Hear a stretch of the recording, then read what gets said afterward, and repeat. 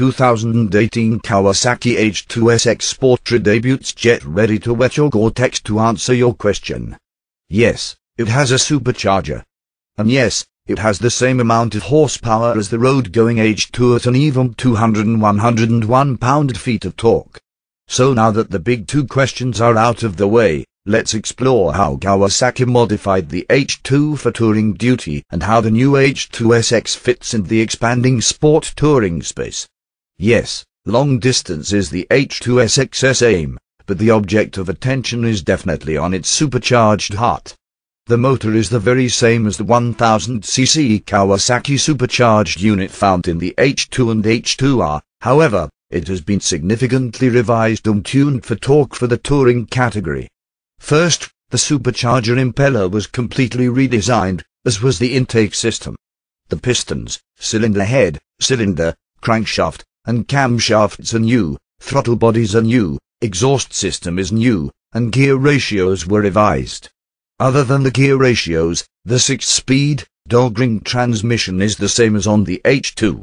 The result of these changes is an engine that Kawasaki claims is more street-friendly, easier to ride, with more rewarding mid-range torque and touring-friendly fuel economy, quieter intake sound, and heat management. Initial claims are the H2SX fuel economy is on par with the Z1000SX and Versys 1000. With a larger 5-gallon fuel tank, the Ninja H2SX gains improved interstate capabilities. The electronics suite is a running list of Kawasaki's best of the best. KTRC, Kawasaki's 6-axis traction control system, as found in the ZX-10RR. KIBS, the company's intelligent ABS. Engine braking control. Electronic cruise control. 3 power modes: low, middle, full. KQS, a 2-way quick shifter. And the party piece, the KLCM, a launch control mode. The 43mm inverted fork is fully adjustable, as is the KIB monoshock. The shock does have a revised unitrode linkage for more feedback when the bike is fully loaded in touring conditions. Brakes are 320mm brake discs, radial mount front calipers, and a 250mm disc out back. They do not appear to be the Brimbos found on the H2. Additional changes over the H2 are specific for touring as well. The fairing retains the H2 character lines but is rounder, larger, and features a taller windscreen on the top spec model. All the better to provide better aerodynamics and comfort at speed. The riding position is also slightly relaxed, and the seat is new and optimized for comfort. Although a bit nerdier than the H2, these changes are vital for touring comfort. The final big changes are the revised rear trellis frame to support a passenger and a quick-release, twin 7-gallon accessory panniers. Weight with all of these touring changes only adds 19 pounds to the final weight of 495 pounds dry. Pricing has not been announced, but the H2SX comes in 2 trims: base and skies.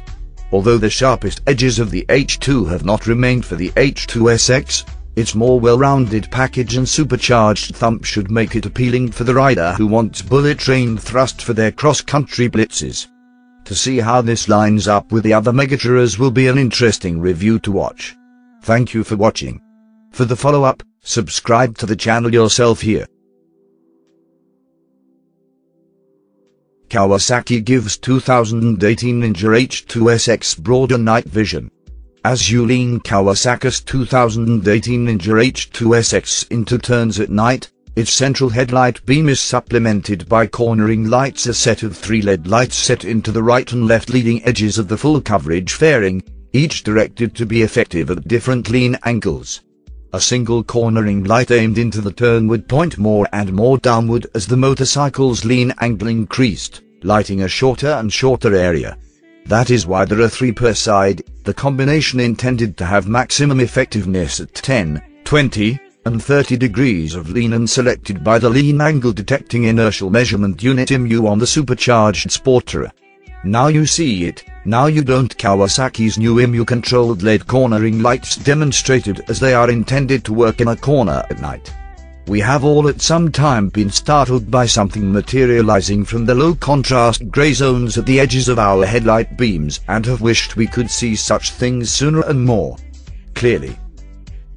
In the past, various automakers have offered steered cornering lights, the most famous of which may have been the central steered headlight known as the Cyclops EF, the 1948 Tucker car. BMW, KTM, and Yamaha offer systems similar to that of the Kawasaki. The key to Kawasaki's innovation is the presence of the onboard EMU, already present for in-corner operation of systems such as ABS and traction control. Detecting the beginning of turning, the system switches on the inside cornering light appropriate to the machine's degree of lean. According to Kawasaki, the result is controlled wider illumination of the turn, without blinding oncoming motorists. Thank you for watching. For the follow-up, subscribe to the channel yourself here.